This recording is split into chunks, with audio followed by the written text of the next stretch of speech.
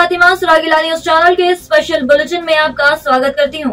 आज के प्रमुख समाचार कुछ इस प्रकार। ऋषिकेश सड़क हादसे में युवती की मौत, परिजनों ने कोतवाली में किया हंगामा। रुद्रपुर में अघोषित विद्युत कटौती से व्यापारियों में रोष, फूका ऊर्जा निगम का पुतला। चाइल्ड हेल्पलाइन द्वारा विश्व बाल श्रम निषेध दिवस पर निकाली गई जागरूकता रैली। रुद्रपुर में 4 साल की बच्ची का अपहरण, पिता से मांगी 15 लाख की फिरौती। हल्द्वानी में कांग्रेस कार्यालय में हंगामा, विधायक और निष्कासित नेता आमने सामने। अब खबरें विस्तार से। रुद्रपुर के खेड़ा से 4 साल की मासूम को अगवा करने का मामला प्रकाश में आया है, जिसमें बच्ची को सकुशल छोड़ने के एवज में आरोपियों ने परिजनों से 15 लाख रुपए की फिरौती मांगी है। परिजनों की तहरीर पर पुलिस देर रात से ही बच्ची की बरामदगी के लिए जगह जगह दबिश दे रही है और कई टीमों का गठन किया गया है। संवाददाता दुर्गेश तिवारी की रिपोर्ट।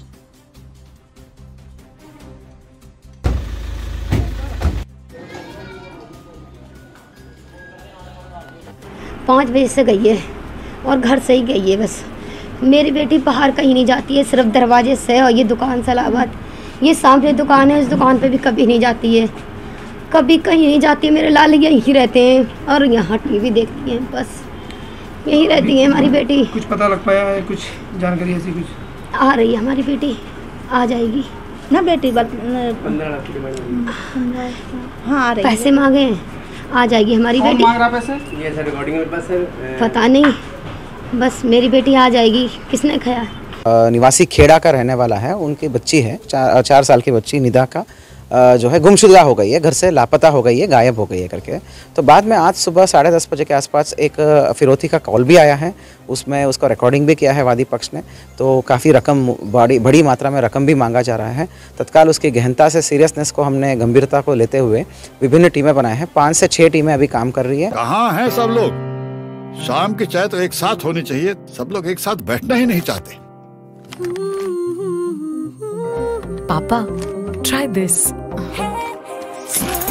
लो, सब लपक लिए।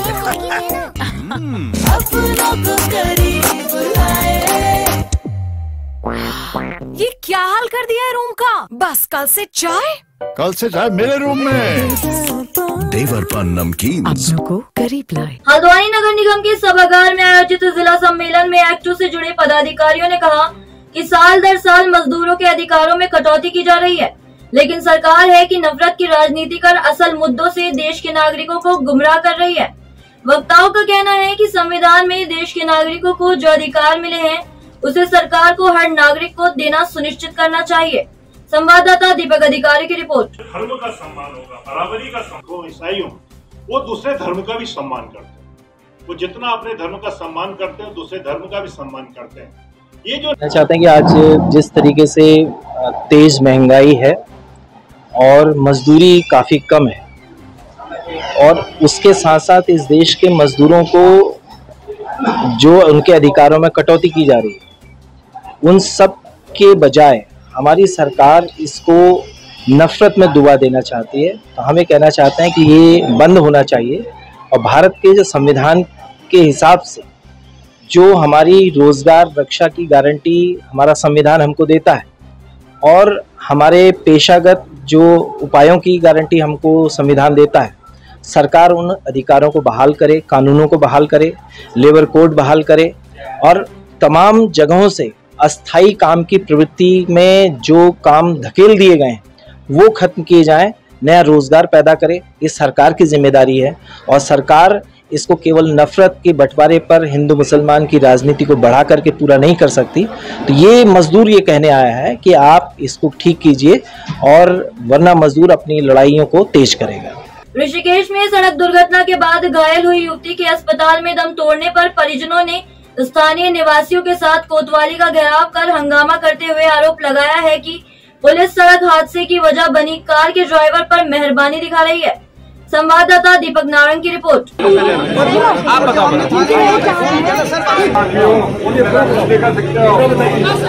ममता डोमाल है, मैं उसकी ताई हूँ।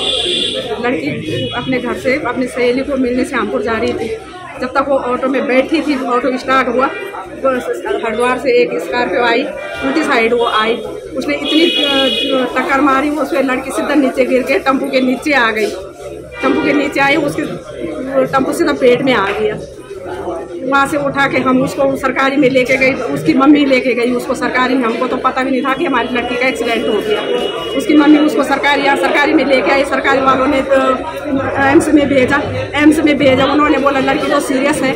उन्होंने तुरंत उसके 2 तो ऑपरेशन करे, 30-40 बोतल तो उसमें ब्लड चढ़ी हुआ है। 6 बजे वो लड़की, सुबह 6 बजे उन्होंने बोला कि तुम्हारी लड़की एक्सपायर हो गई। उससे पहले उन्होंने उसको यहाँ से छोड़ दिया था। खटीमा हेमवती नंदन स्नातकोत्तर महाविद्यालय में आज बीकॉम के पेपर के दौरान महाविद्यालय प्रशासन ने एक नाबालिग मुन्ना भाई को पकड़ा है, जो कि छात्र सौरभ सिंह चड्ढा की जगह परीक्षा दे रहा था। पुलिस ने महाविद्यालय प्रशासन की तहरीर पर मामला दर्ज कर नाबालिग मुन्ना भाई के खिलाफ नियमानुसार कानूनी कार्यवाही शुरू कर दी है। संवाददाता गुरदीप सिंह की रिपोर्ट।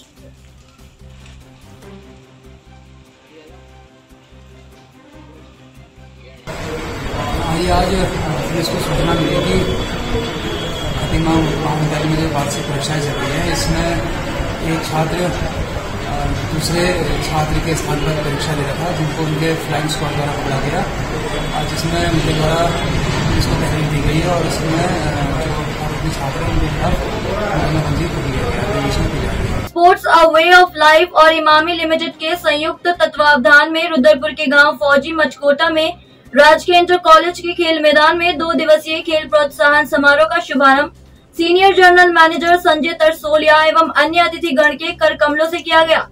खेल समारोह के पहले दिन लगभग 400 बच्चों ने प्रतियोगिताओं में भाग लिया, जिसमें प्रमुख खेल 100 मीटर, 200 मीटर, 400 मीटर दौड़, रिले रेस व लंबी कूद थी।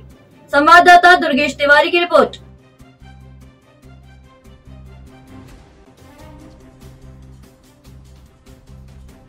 फौजी मटकोटा गांव में जो भी खेल प्रोत्साहन समारोह हमारे इमामी फाउंडेशन लिमिटेड द्वारा जो प्रोग्राम कराया गया था, वो एक बहुत ही खेल को बढ़ावा देने के लिए बहुत ही ज़्यादा ज़रूरी एक खेल प्रतियोगिता के तौर पे वो कराया गया, जो बच्चों के शारीरिक और मानसिक विकास के लिए बहुत ही ज़्यादा आवश्यक है। और आजकल बच्चे जैसे हैं कि मानसिक और शारीरिक विकास के तौर पे बच्चे बिल्कुल ज़ीरो हो चुके हैं। वो या तो फ़ोन में रहते हैं, इनकी शारीरिक गतिविधियां बिल्कुल बंद हो चुकी हैं। वो उस चीज़ को भी बढ़ावा देने के लिए उनका एक बहुत ही अच्छा योगदान रहा है, जिसके लिए उनकी सराहना की जाए। ऐसे खेल प्रतियोगिता आगे और भी आयोजित किए जाएँ तो अच्छा होगा। काशीपुर ढेला बस्ती मधुबन नगर नई बस्ती में पप्पू मंसूरी अचार के कारखाने में दूसरी बार चोरी होने से हड़कंप मच गया।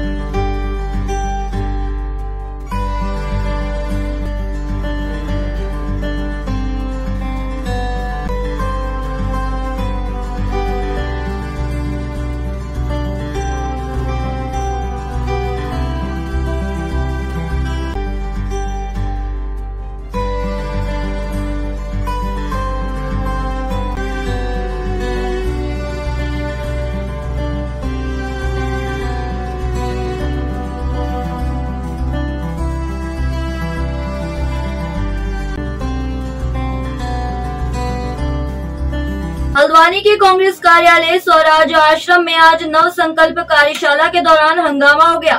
कार्यशाला में कांग्रेस विधायक सुमित हृदेश सहित पार्टी के कई नेता मौजूद थे। बैठक के दौरान जैसे ही मन से कांग्रेस को मजबूत करने की बात उठी, तभी कांग्रेस से निष्कासित कार्यकर्ता अवेश राजा ने अपने समर्थकों के साथ बैठक में पहुंच गए। इस दौरान उनकी कांग्रेस विधायक सुमित हृदेश के साथ तीखी नोकझोंक और बहस हो गई। संवाददाता दीपक अधिकारी की रिपोर्ट।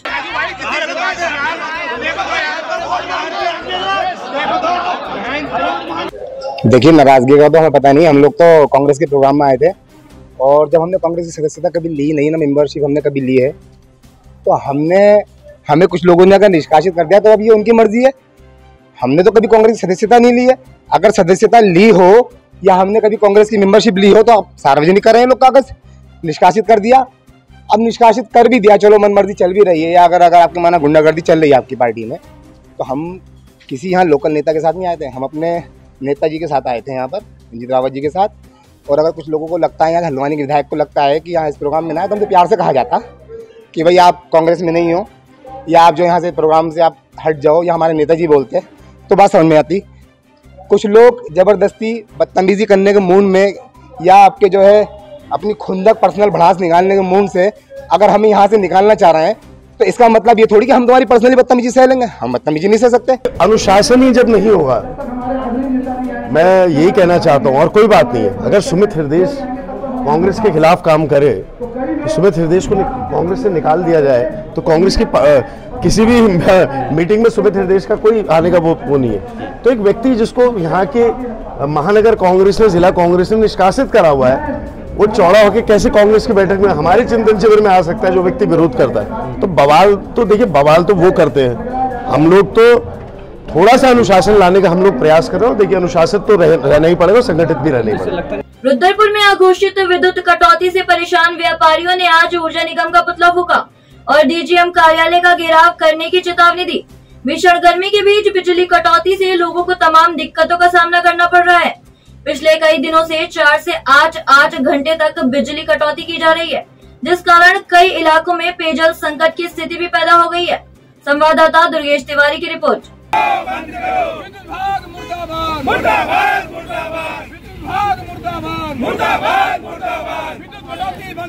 देखिए, रुद्रपुर शहर में पिछले 15 दिन से लाइट बहुत ज़्यादा कट रही है।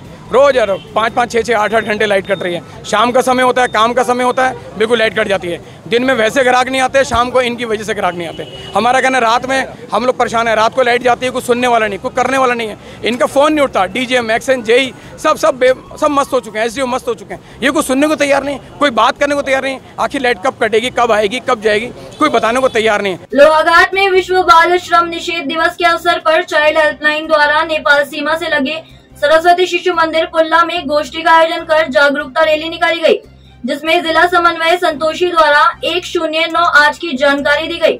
संवाददाता लक्ष्मण सिंह बिष्ट की रिपोर्ट।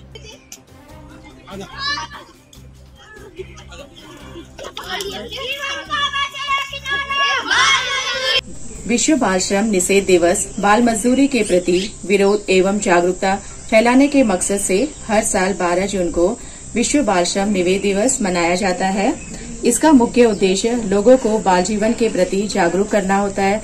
बाल श्रम बच्चों के लिए एक अभिशाप है। बच्चों से बाल श्रम कराने से उनका बचपन छीन जाता है। रैली एवं जागरूकता के माध्यम से लोगों को जागरूक किया जाता है कि बच्चों को शिक्षा के मुख्य धारा से जोड़ें। आज के लिए बस इतना ही। उत्तराखंड की सभी खबरों के लिए जुड़े रहिए सुरागी लाल न्यूज चैनल के साथ। धन्यवाद।